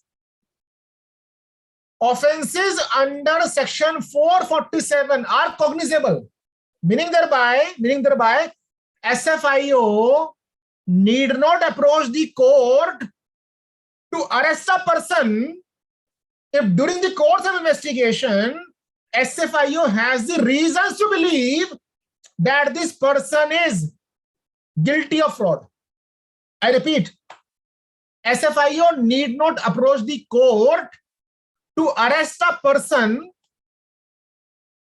if SFIO has reasons to believe that such person is guilty of fraud. In all the other cases, court permission was required. But in SFIO cases, if SFIO has the reasons to believe that person is guilty of fraud, then such person can be arrested because section 2128 says offenses under section 447 of the state are cognizable by SFIO. And if SFIO arrests that person, in that very case, generally, that person cannot be released on bail or bond. Now, when the word is generally, there must be some exceptions also. There must be some exceptions also. So general provisions are bail will not be given. But there are exceptions. There are exceptions where the person can be released on bail or bond. What are these exceptions? We will see after some moments. The law further says the central government may direct SFIO to prosecute against the company and its officers or employees or any other person on the basis of investigation report. On the basis of investigation report. So whatever SFIO investigation report comes in, on the basis of that investigation report, central government can direct SFIO to prosecute further. SFIO is also duty bound. The word is shall. SFIO is also duty bound to share the information or explanation to other authorities such as Department of Income Tax, police officers, etc., if it is for use of these other authorities. So whatever investigation findings you are having, if you believe as SFIO that these findings are also useful to CBI, DIT, police officers, then you are duty bound to share such information to these other authorities as well. Section 212 subsection 3 further says, SFIO shall submit its report on investigation into affairs of the company to central government. That means these 2 points need to be, these 3 points need to be read harmoniously. So my investigation report, I am SFIO, says, for example, then my investigation report will be submitted to whom? I will submit my investigation report to MCA, that is central government. Having said that, section 212 subsection 8 further says, if any officer not below the rank of assistant director of SFIO authorized in this behalf by the central government by general or special order has on the basis of material in his possession reasons to believe, the reasons for such belief to be recorded in writing, that any person has been guilty of an offense punishable under section 447, he may arrest such person and shall as soon as may be inform him the grounds of arrest. As I told you, generally we have to approach the court, but in case of SFIO, SFIO has the reasons to believe, if SFIO has the reasons to believe that you are guilty of fraud, then on such reasons to believe, he may arrest you, and then afterwards, trial will begin in the court of law. So meaning thereby, if I say as a layman, what I have to say, SFIO need not obtain permission from the court to arrest you. SFIO can arrest on the basis of reasons to be recorded in writing that we are having the belief that you are guilty of fraud. Section 2129 further says, such officer under section 2128, that means this officer, assistant director of SFIO, shall immediately after arrest of such person forward a copy of the order, that is the arrest order, along with the material in his possession referred to in that subsection to the SFIO and sealed envelope. So whatever arrest orders are there and whatever piece of information you are having regarding the arrest, it will be given to the SFIO director in this sealed envelope. And for this purpose, we have arrest rules. Now, what are these arrest rules? These arrest rules are called as companies arrest in connection with investigation by Serious Fraud Investigation Office Rules 2070. So these are popularly called as SFIO arrest rules.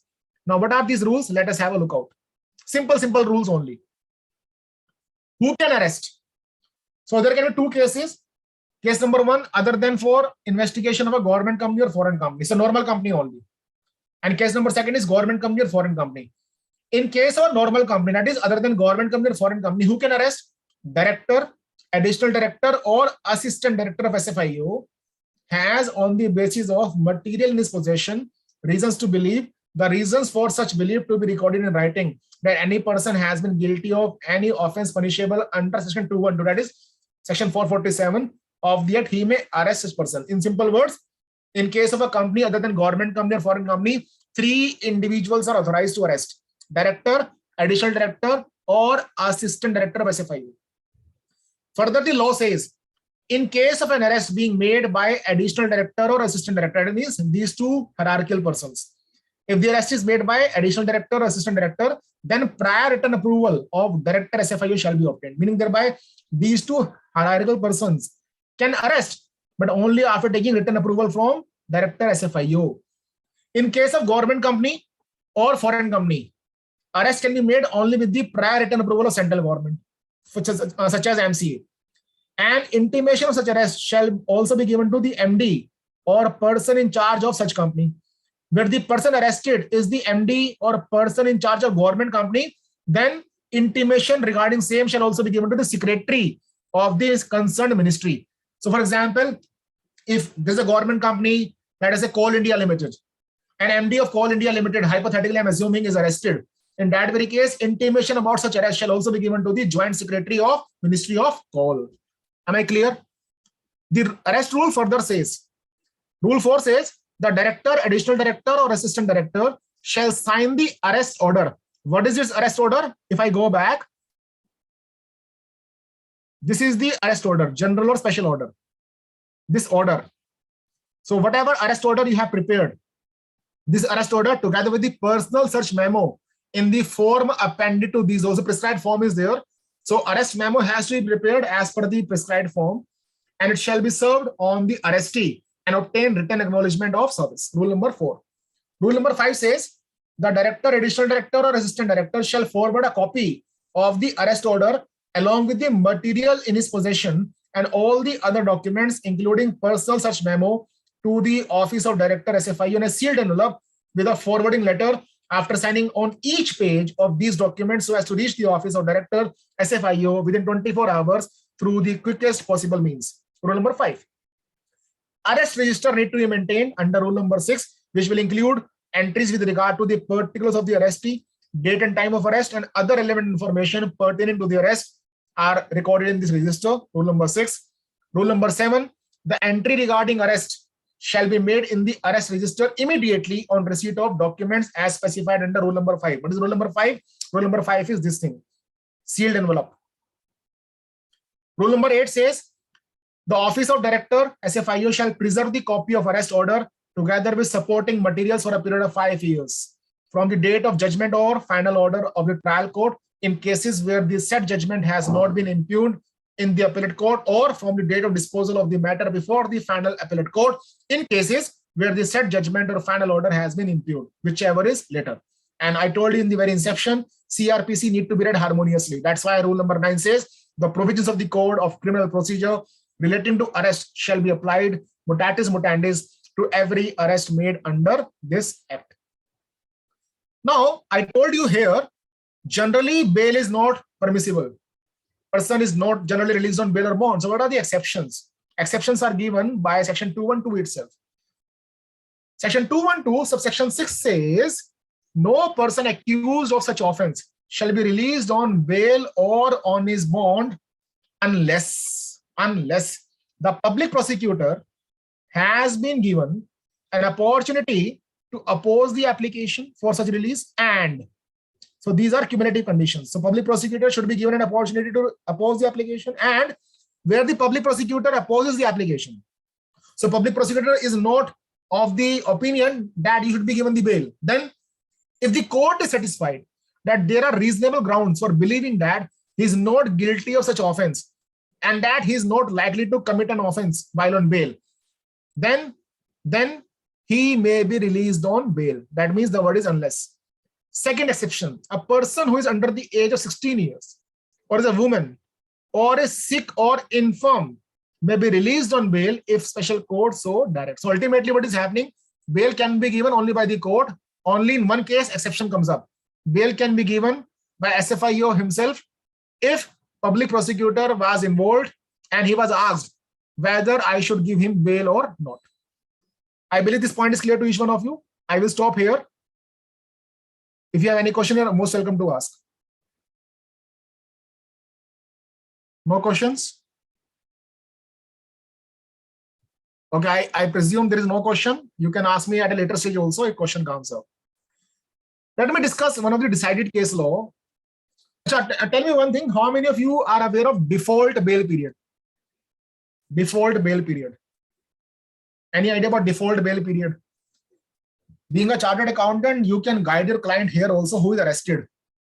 See, you must be aware that in India, generally, this whole trial is a time-consuming process. And because of this time-consuming process, there is section 167 in CRPC. Section 167 popularly is called as default bail period. And for this default bail period, we have a decided case law. So before we read this case law, first understand this note. First we will read this second point, then we'll come to first point. So what section 167 says? When investigation cannot be completed in 24 hours. So you are arrested, but investigation is not completed within 24 hours. Then no magistrate shall authorize the detention of the accused person in custody for a total period exceeding 60 days, and the accused person shall be released on bail if he is prepared to and does furnish the bail. So investigation could not be completed within 24 hours. So Mr. X is arrested. Within 24 hours, investigation could not be completed. Then police officer need to approach, in our case SFIO, need to approach the magistrate and he will request the magistrate, please allow me some more time so that I can inquire him. That is known as extended detention period. Now, magistrate is also having the restrictions. The detention period is having a limit. The cap is 60 days. And if within these 60 days, the investigation could not be completed further, then what will happen? He is bound to get the bail. And this is not a default bail. But what happened recently in SFIO versus Rahul Modi case, in SFIO versus Rahul Modi case, Supreme Court delivered a judgment. And Supreme Court stated the accused in the fraud case under Section 447 has no right to the statutory bail as a matter of right. If charge sheet has been filed within statutory period of 60 days under Section 167(2) of CRPC, even though cognizance of offense has not been taken before expiry of statutory period. So court has not heard you. The trial is yet to begin. Court has not heard you. The trial is yet to begin. But prior to expiry of the 60-day period, the SFIO filed a charge sheet against you. Then you are not entitled to default bail. And it is quite logical also. Because when you're filing charge sheet, that means the investigation is completed. Now only the evidence will come up and trial will begin. Am I clear? So this is one of the important case law that default bail generally is not applied for also. It is a right, but this right is lost if charge sheet is filed within this 60 days period. Section 227. So what Section 227 says? Legal advisors and bankers are not entitled to disclose certain information. Number one, legal advisors shall not be bound to disclose any privileged communication made to them except name and address of their client. Further, Section 227 says bankers shall not be bound to furnish information about the state of affairs of any of their customers other than such body, corporate, company, or person. Please understand this point very carefully. Let us assume you are an advocate. SFIO arrested director of RST Private Limited. The director of RST Private Limited communicated some information to the advocate. Question arises, SFIO approached the office of the advocate and instructed the advocate disclose the information which director of RST Private Limited provided to you. Whether advocate is duty bound to disclose this information? Answer is no. Immunity is given by Section 227 itself. The same immunity is to bankers also. So question arises, let us assume director of RST Private Limited is arrested. You are the chartered accountant who is filing return of such a director. SFIO asks you, Mr. Chartered Accountant, whatever information you have about this director, please provide us that information. Whether you are duty bound to provide this information or not. Whether Chartered Accountant need to disclose this information about the arrested director or not. Whether he is entitled to immunity of Section 227. Whether Chartered Accountant is having immunity, answer is no. No immunity. Answer is a big no, because the words used are legal advisors. So auditors, chartered accountants, company secretaries, cost accountants, internal auditors are not having any immunity. Are you getting my point? Please take a note. Also refer Section 126 of Indian Evidence Act. So Section 227 Companies Act shall be read along with Section 126 of Indian Evidence Act. Both are on the same tangents only.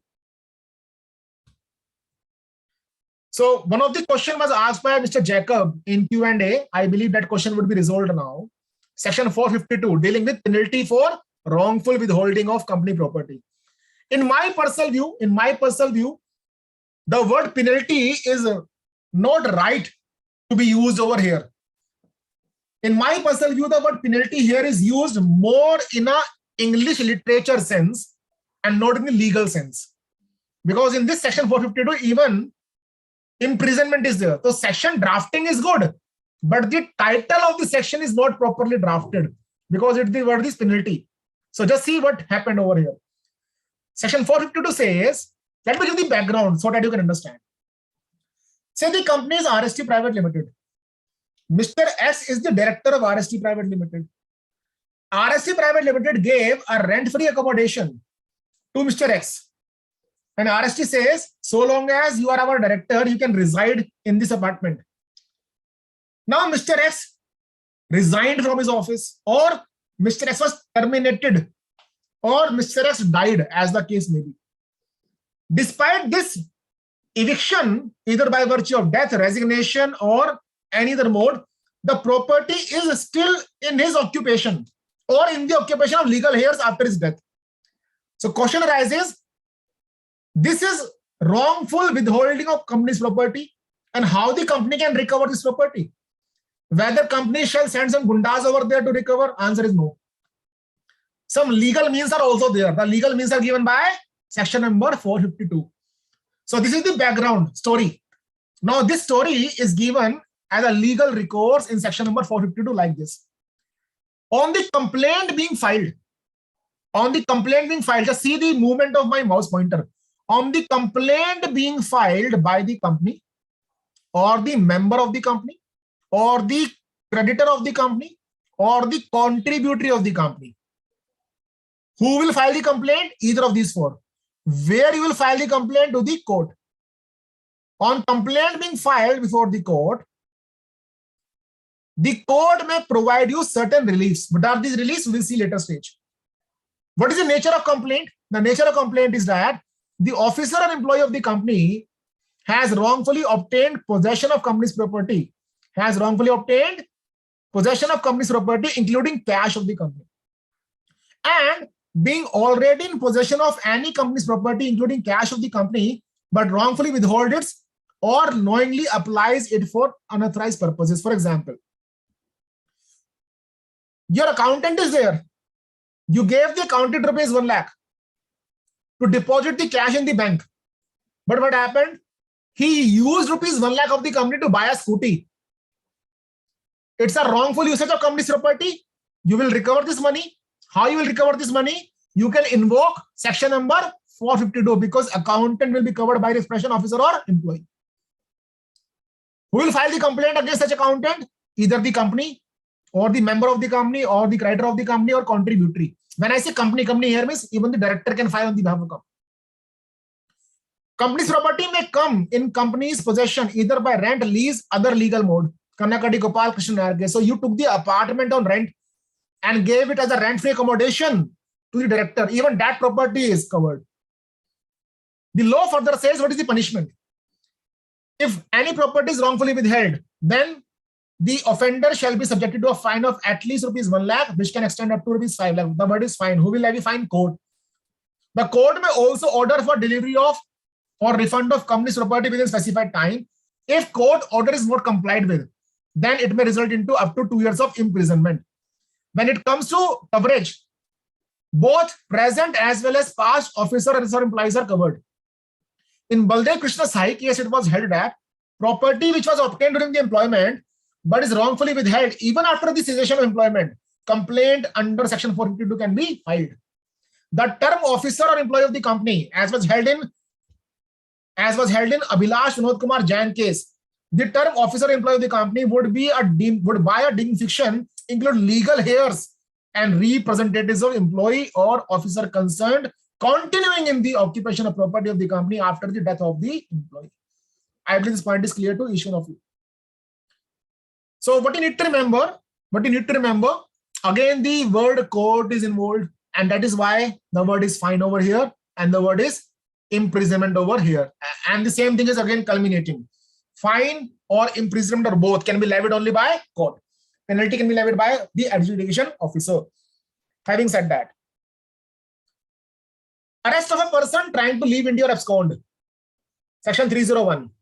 So section 301 will be invoked when the company is under winding up or prior to winding up case. Just see winding up cases. And this power is with NCLT. So normally, what are the provisions? Normal provisions are court can arrest, na? But there are certain cases where NCLT can also pass the arrest orders. What are those cases? These are given by section number 301. Section 301 states, at any time, either before or after passing a winding up order, if NCLT is satisfied that a contributory or a person having property, accounts, or papers of the company in his possession is about to leave India or otherwise to abscond or remove or conceal any of his property for the purpose of evading payment of calls or avoiding examination respecting the affairs of the company, then the NCLT may cause the contributory to be detained until such time as the NCLT may order, and his books and papers and his movable property to be seized and safely kept until such time as NCLT may order. Are you understanding? Because simple plain English is there. So with the intention of evading payment of calls or avoiding examination, if you're trying to abscond or flee away, NCLT can pass the arrest order. And for this purpose, generally lookout circulars are also issued. I believe you must be aware about lookout circulars. So in airport, these circulars will be given and there will be a search party going on. Am I clear? Now, last leg of my discussion, then I will take up your questions. Special courts. The provisions regarding special courts are given by Section 435 and 436. So what is the background?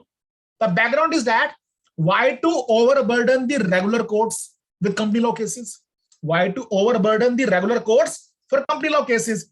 Let us establish some special courts to deal exclusively with the company law cases for speedy trial thereof. For speedy trial thereof. And for this purpose, special courts are notified by the central government. And this is the theme of Section 435 and 436. Now just see what the section says. The special courts are established by central government via notification. Quite obviously, only notification can establish special court. The purpose of establishing special court is to ensure speedy trial of offense under this act. Under this act, except offense under section number 452. Please take a note. Please take a note. Section 452 is also an offense under the Companies Act, but special courts are not given the powers to try the offenses committed under section 452, meaning thereby the word court here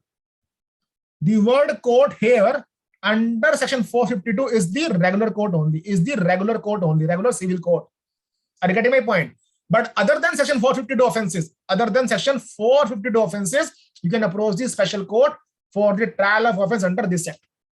The special court shall have single judge, metropolitan magistrate, judicial magistrate, as the case may be, who shall be appointed by the central government with the concurrence of Chief Justice of Jurisdictional High Court.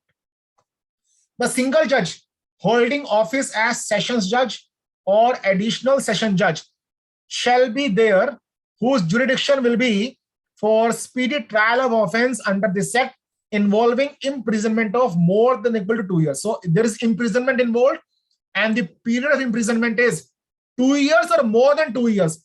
Who will try these offenses? These offenses shall be tried by sessions judge or additional sessions judge. If there is any offense in which the imprisonment involved is less than 2 years, then these can be tried by metropolitan magistrate or judicial magistrate of first class. Detention. Judicial magistrate can order detention up to 15 days, whereas executive magistrate can order detention up to 7 days.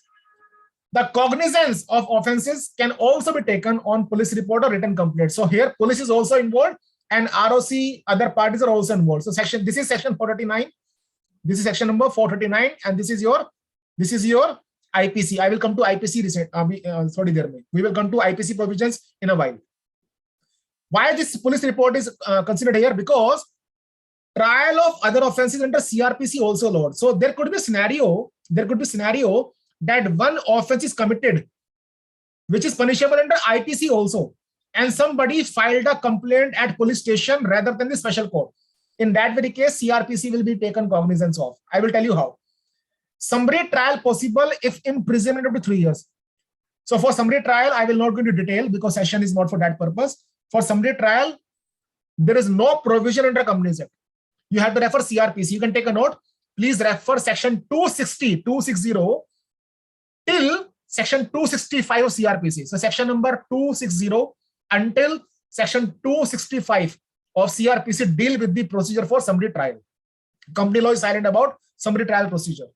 In the case of any conviction in summary trial, no sentence of imprisonment for a term exceeding 1 year shall be passed. So in case of summary trial, the imprisonment that can be sanctioned is up to 1 year only. Appeal against the order of special court shall lie before the High Court only. Now, I told you this police report is important over here. Normal provisions are cognizance of offense shall be taken on written complaint from ROC, for example. But even on police report, the offense can be taken cognizance of. When? Just see the example. In Radhesham Khemka case, Supreme Court held that. The persons managing the affairs of such company cannot use the juristic entity and corporate personality of the company as a shield to evade themselves from the prosecution for offenses under the Indian Penal Code. If a prima facie case is made out of and proof of mens rea is there, a prosecution under IPC would also be permissible. I will come to the second point at a later stage. Just refer this case study. See this case study to understand why police report words are important. RST Private Limited took money from customers for selling the apartments to be constructed by it. The company delayed the construction and used the money for other projects. The apartment buyer approached the police station for lodging FIR under IPC for cheating case, section number 420 case. So question arises, will he succeed? Because under section 439 of Companies Act, court will take cognizance only on written complaint by specified agreed parties. What is your answer? Whether this home buyer need to invoke section 439 only, or can he take the help of IPC also? Can take IPC also, sir. He can take help of IPC also, and that is the same thing which is held by Supreme Court in Radhesham Khemka case. So what you need to understand, this word police report is important here for IPC cases, and that is why the answer here is he will succeed because complaint is filed for an offense under IPC, cheating case, and not for an offense under Companies Act. Are you getting my point? So in both the cases, what will happen, even if it is the IPC case, even if it is the IP case, where the police officer will go? Police officer will go to the special court only. Okay.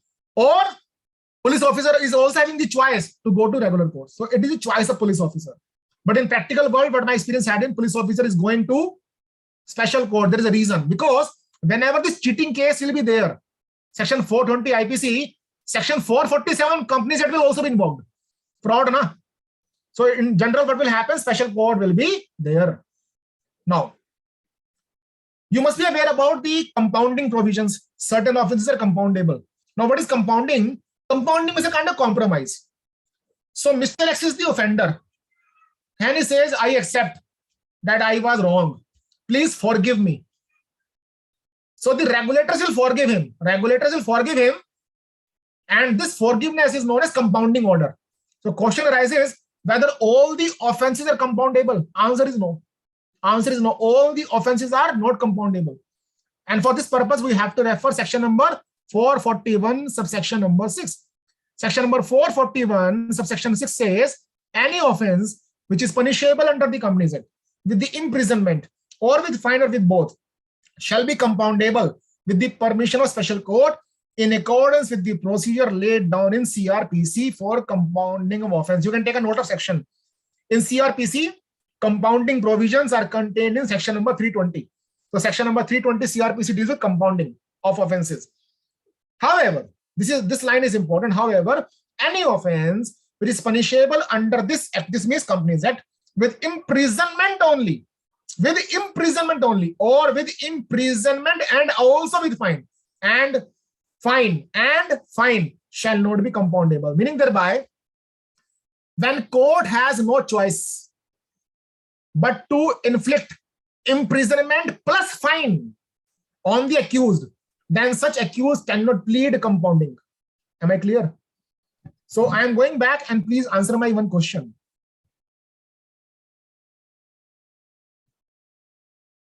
Please see this punishment. Please see this punishment for fraud and tell me, I'm circulating the voice pointer over here. Please see this punishment for fraud and tell me whether it is compoundable offense or a non-compoundable offense. Is it compoundable offense or a non-compoundable offense? You can answer in the chat box.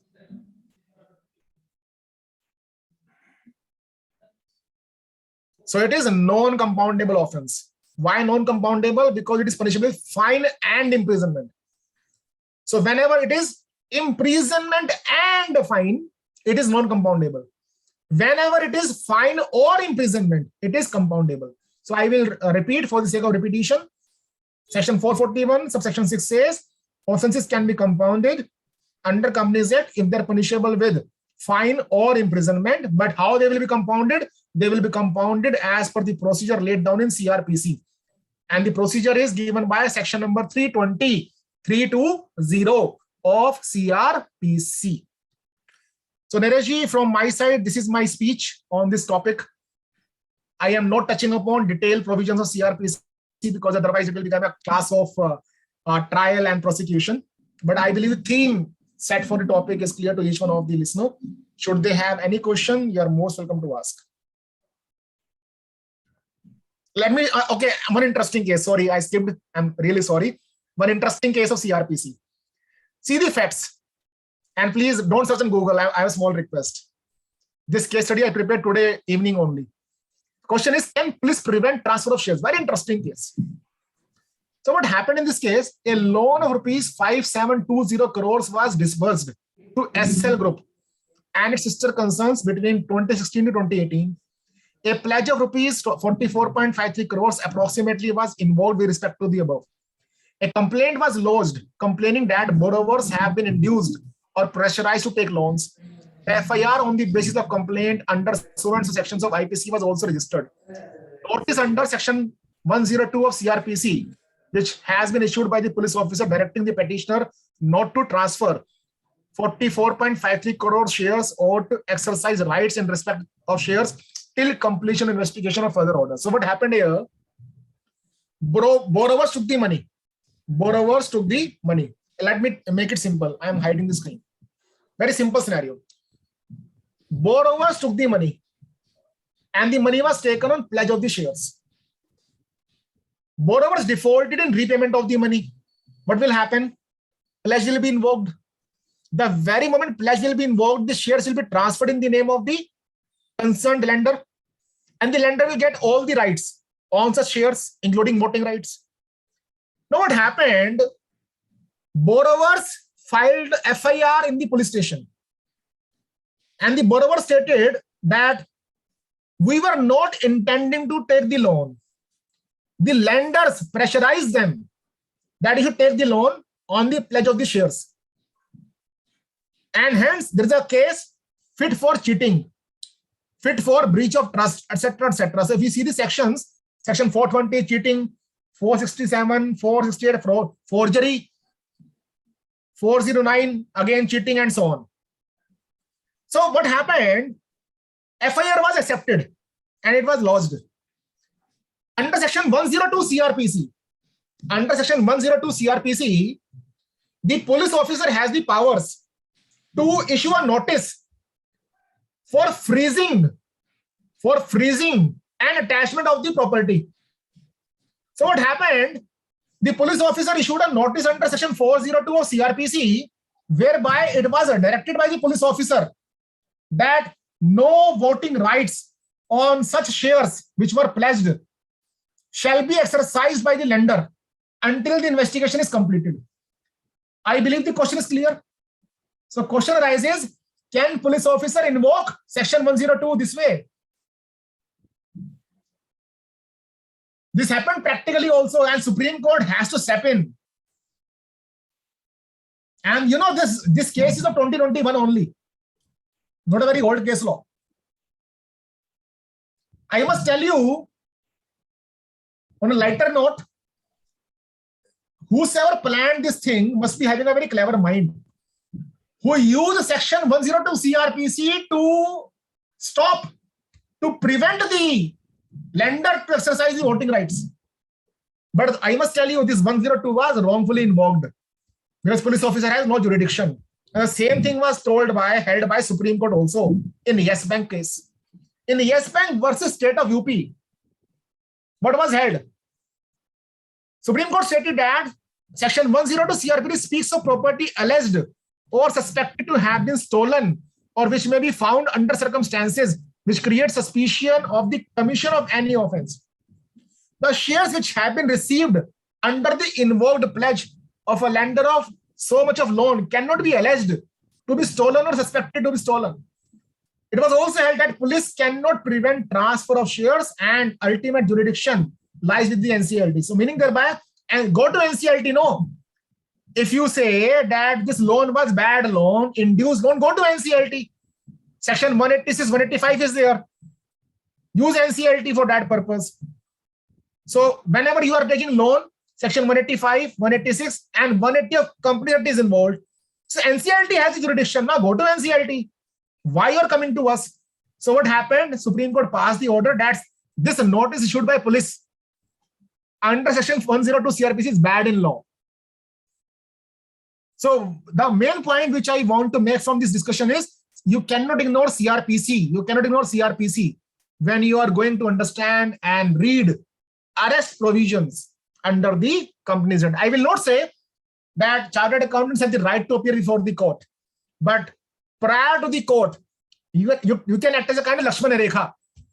You can advise your client with this strategy, with the advice, so which can be beneficial for planning, so that authorities may not take undue advantage of bad things or good things, so that the offenders, who are the real offenders, should not take the advantage of good things or bad things. So Naresh, this is it from my side. I believe majority things are clear to the listeners. Should you have any queries, you are most welcome to ask me, maybe on email or phone or any other way you like. I'm stopping my screen share. If you have any queries, you are most welcome. Yes, sir. We have 2 questions in question and answer panel. I hope it was addressed. If not, so you can see. Apart from chat, there is a question and answer panel. You can see that, right, sir? I can see question number 1 by Mr. Jacob, which I already covered. And section 452. So if I read, second question, sir. I must read the second question. The auditor failed by a limited company with companies belonging to directors, although he was audited by companies also mens rea. He finally reported in FY 2021 AGM held on this date. The managing director refused to clarify the same. What are the options available for minority shareholders? See, option number 1 is section 241 of Companies Act, mismanagement and operation. This is option number 1. Option number 2 is if this minority fulfills the prescribed threshold, they may file class action suit, section 245 Companies Act. So these are the 2 options primarily available to them. I must repeat the sections once again. Section number 241 and section number 245. Whatever sections you feel good for your case, you can invoke those sections. Or otherwise, what you can do, third option is, otherwise these minority shareholders can file serious complaint with ROC. You will go to the MCA portal, there is a serious complaint form available. You can file a complaint to ROC also. Or if I say it in a simple way, you can apply to the ROC by invoking section number 206 of Companies Act. Under section 206 of Companies Act, ROC can order inquiry investigation into company affairs. So I believe Mr. Jacob, in fact, it's a full name Jacob Mohan Abraham. So I believe both your questions are well answered and clear. Yes, and audience can unmute themselves if there is any they can. If not, so we'll wind up the sessions.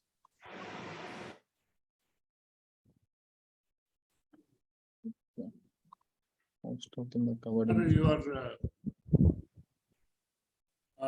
As you spoke about this Yes Bank and SL World, I think NTTV also falls into the same category. Yes. It could be. It could be. I don't At know. least After in this going platform, through this, I think, yes. yeah, after going through this, I think we are more interested to go through NDTV and see if they are also using section 102. In fact, in this case, now Yes Bank Limited versus State of Uttar Pradesh, this Dish TV was involved.